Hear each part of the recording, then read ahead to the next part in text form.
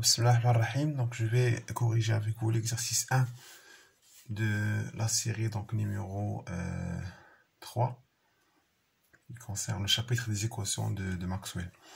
Alors sur l'exercice 1 donc, qui traite donc les conditions de l'approximation d'un régime quasi-stationnaire ou bien quasi-permanent, c'est la même chose. Alors dans un conducteur parfait de conductivité donc gamma, et existe un champ électrique sinusoïdal, c'est-à-dire que ce champ-là, donc la norme de ce champ-là, il s'écrit sous forme de EM cosinus oméga t par exemple plus phi. Donc c'est sinusoïdal. La première question, supposons qu'on a un point intérieur au conducteur, existe à la date t égale à 0, un supplément local de charge correspond à la densité volumique rho 0. En utilisant la loi d'Ohm et une équation de Maxwell, montrer que la densité initiale disparaît en un temps bref qu'on estimera en fonction d'une constante de temps taux bien choisi.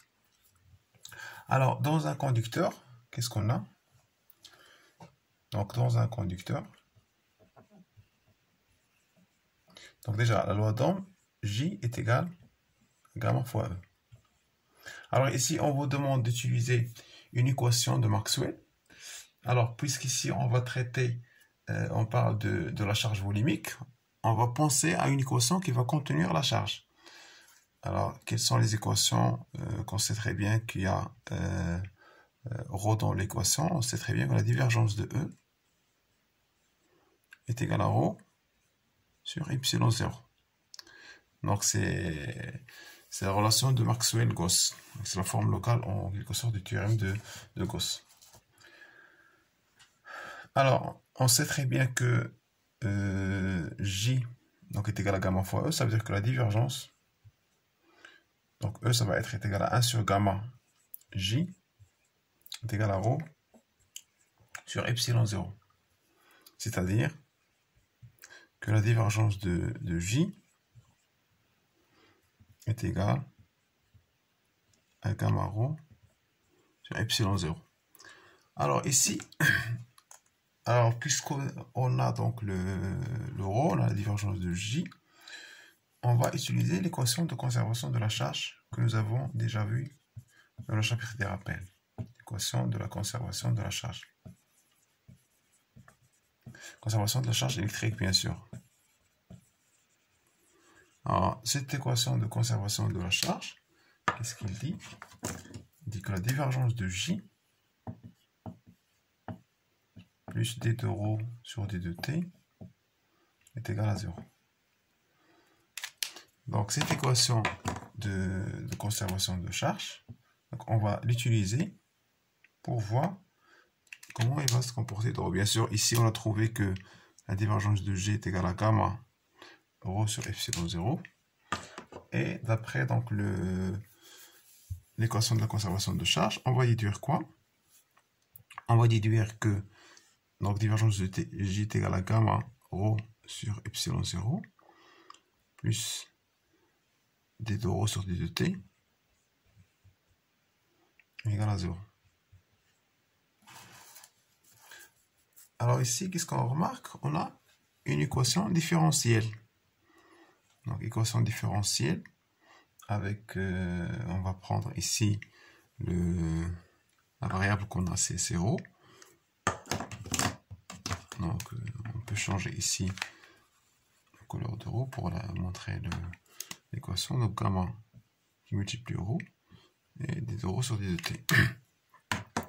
Donc c'est une équation différentielle. Si on pose, donc on pose par exemple, on pose taux est égal à epsilon 0 sur gamma. Donc qu'est-ce qu'on va obtenir? On va obtenir d de ρ sur d de t plus 1 sur taux ρ égale à 0. Et on sait très bien la solution de cette équation-là. On sait que la solution de cette équation-là, c'est ρ de t est égal à A, une constante exponentielle, moins t sur taux. Donc, AT égale à 0, on sait déjà, d'après l'énoncé, on sait que ρ de t donc égal à 0 est égal à ρ0. On vous donne qu'il y a un supplément local de charge ρ0 à l'instant t égale à 0. Donc c'est-à-dire que A est égal à ρ0. Donc on obtient ρ de t est égal à ρ0 exponentielle moins t sur tau. Donc c'est l'équation de ρ de t. Donc si je représente donc la courbe, qu'est-ce que je vais obtenir? Donc ρ de t ici, donc en fonction du temps, c'est une fonction exponentielle. Alors à l'instant t égale à 0 est égal à ρ0 et elle diminue exponentiellement. Il va s'annuler donc quand t tend vers l'infini. Donc bien sûr on sait très bien que la tangente c'est tau. Donc on a montré maintenant que la densité donc initiale donc disparaît un peu près bref qu'on estimera en fonction du constant de temps. Donc c'est-à-dire après un temps tau, la densité va devenir égale à 0. C'est pour cela, si vous vous rappelez très bien dans le cours, on a dit que dans l'approximation des régimes quasi-stationnaires, le ρ est presque nul. Donc c'est ce qu'on vient de montrer maintenant. Alors maintenant pour la deuxième question, donc on vous donne qu'oméga elle est inférieur à 10 à la puissance 15 radians par seconde. Montrez dans ces conditions que le terme dit donc courant de déplacement de l'équation de Maxwell-Ampère peut être négligé devant la densité volumique du courant. Donc déjà on rappelle l'équation de Maxwell-Ampère.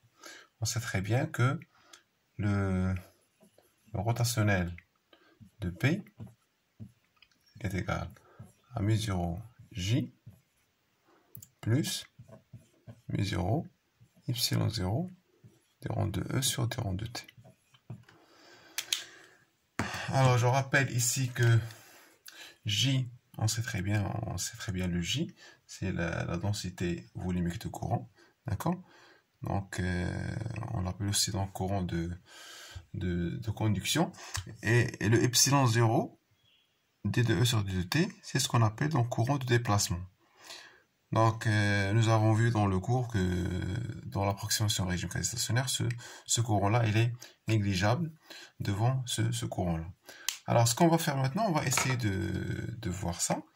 Alors on sait très bien que E, donc il est sinusoïdal, donc c'est-à-dire que ça va être M cosinus par exemple oméga t plus phi. Alors ça va nous donner quoi? Que la norme de J donc est égale, puisque J est égal à gamma fois E, donc ça va être égal à gamma EM cosinus oméga t plus phi. Alors ça c'est pour le courant J de conduction. Maintenant pour le courant de déplacement, donc si je fais epsilon 0 d de E sur d de T, si je veux savoir la norme de ça, je sais que E est égal à EM cosinus oméga t plus phi. Alors ça veut dire que la norme, donc ça va nous donner quoi? Donc ça va nous donner epsilon 0 et on va dériver EM cosinus oméga t. Donc ça va être EM oméga sinus oméga t plus phi.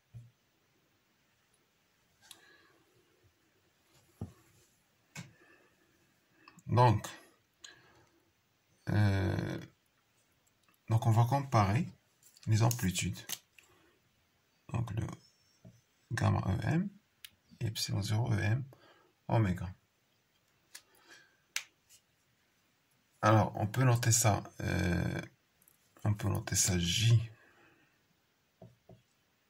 JM et ça c'est JD déplacement max. On va essayer de le comparer. Alors, on sait très bien que oméga est inférieur à 10 à la puissance 15. Donc, oméga inférieur à 10 à la puissance 15 radians par seconde. C'est-à-dire que je vais multiplier fois epsilon 0 EM. Donc, epsilon 0 EM oméga. Donc, ça va être inférieur à, bien sûr, à EM 10 à la puissance 15 fois epsilon 0. Donc, nous, on doit savoir, donc, comparer donc les deux amplitudes, GM et GTM.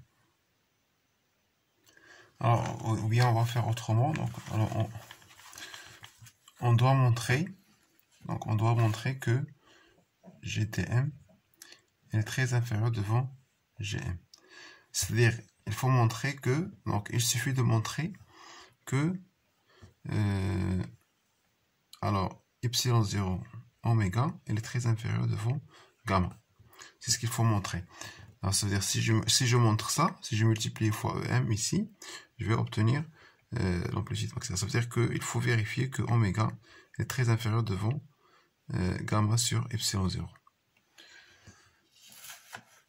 Alors, on sait très bien que on a donné dans l'énoncé gamma, donc c'est égal à 5,7 10 à la puissance 7. Et le epsilon 0, on sait très bien que epsilon 0 est égal à 8,85 10 à la puissance moins 12.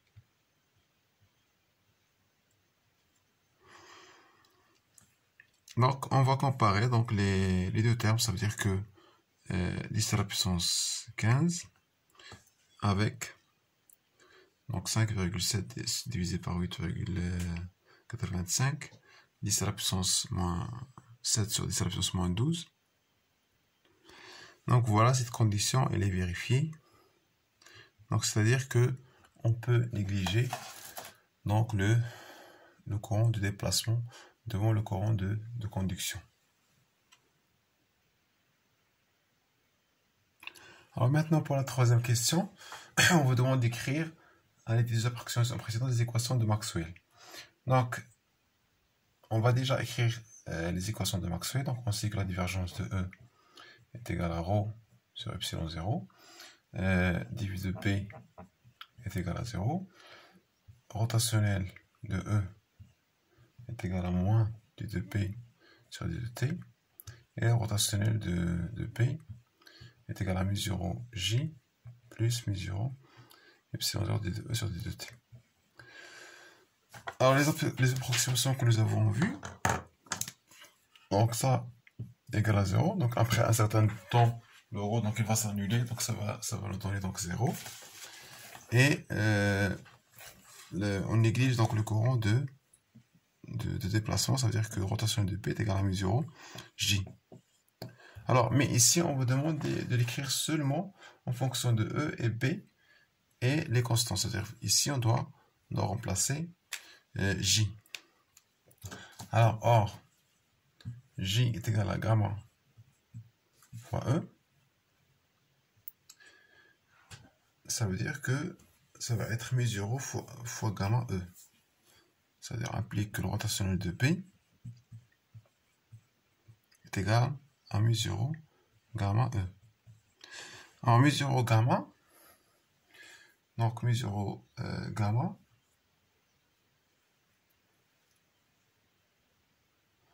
alors puisqu'ici on vous demande les constantes C et tau, donc bien sûr on sait que tau est égal à epsilon 0 sur gamma.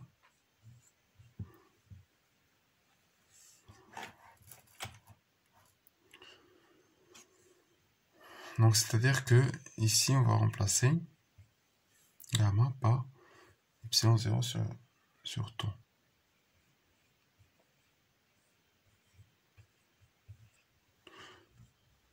Alors bien sûr on sait très bien que la vitesse de la lumière C est égale à 1 sur la racine de mu0 epsilon 0. La vitesse de la lumière. C'est-à-dire que mu0 epsilon 0, donc ça va être 1 sur c carré. Donc c'est-à-dire que la rotation de B ici, donc on va l'écrire, est égal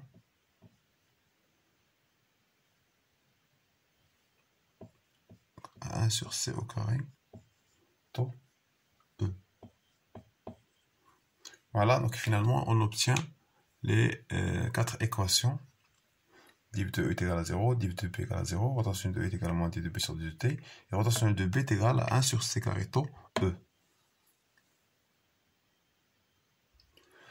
Alors, quatrième question, on vous demande de donner l'équation vérifiée par le champ électrique E. Donc, on sait très bien, on sait que on a, d'après les rappels, donc si je prends le rotationnel de E, on sait que ça est égal au gradient de la divergence de E moins la Laplacienne de E. Ça, c'est une formule que nous avons déjà vue dans les rappels mathématiques. Alors maintenant, on va utiliser les équations de Maxwell.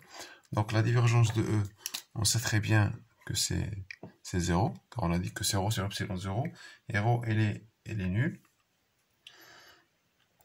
On va remplacer maintenant rotationnel. Rotationnel de E est également d de P sur d de T. Donc est égal à moins la Laplacienne de E.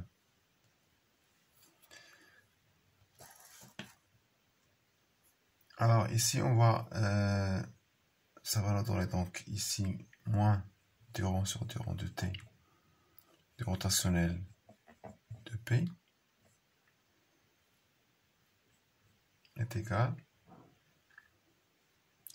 donc E donc est égal à moins la Laplacienne de E. Or le rotationnel de P, c'est l'équation de Maxwell en ampère. Donc ça va nous donner moins d rond sur d rond de T de 1 sur C au carré tau E est égal à moins la Laplacienne de E. Donc c'est-à-dire que on va obtenir donc la Laplacienne de E, donc moins, je peux faire sortir donc 1 sur C carré tau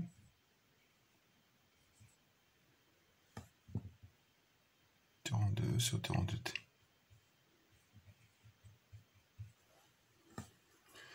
Voilà, donc on obtient l'équation vérifiée par E. Alors, on vous demande de commenter, donc on obtient donc la forme déjà que vous connaissez très bien, donc c'est l'équation de diffusion.